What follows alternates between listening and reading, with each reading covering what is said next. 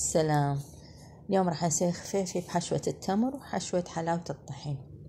6 أكواب طحين، قالبين زبد بحرارة الغرفة، كوب دهن جنة، حبة سودة، هيل،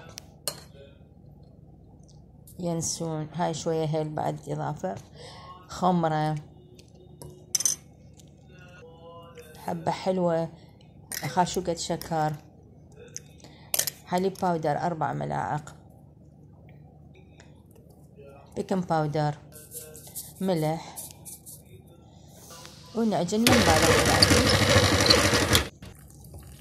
بعدين نبدي نضيف مي، ياخذ تقريبا كوب مي او اقل شوية، واخر مرحلة ربع كوب زيت ونعجن ونخلي العجينة تختمر.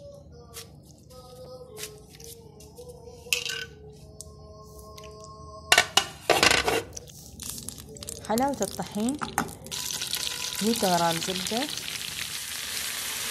اضيف لها طحين بحيث يتلابس، يعني ما يبقى الزبد مبين، يكون بهذا الشكل.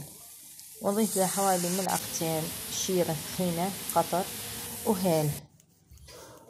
نبدي بالتشكيل.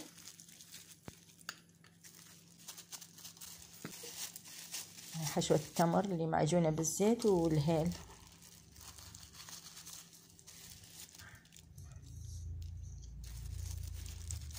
استعمل هذا القالب حتى كلها تطلع نفس القياس، نفس الشكل.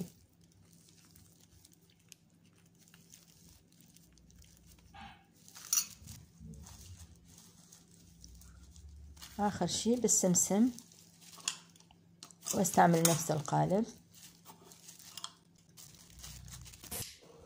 بعدين ندهن الوجه بالصفار البيض وحبة سودة، وهذه الخفيفة مالتنا طلع يشهي، لذيذة بشكل.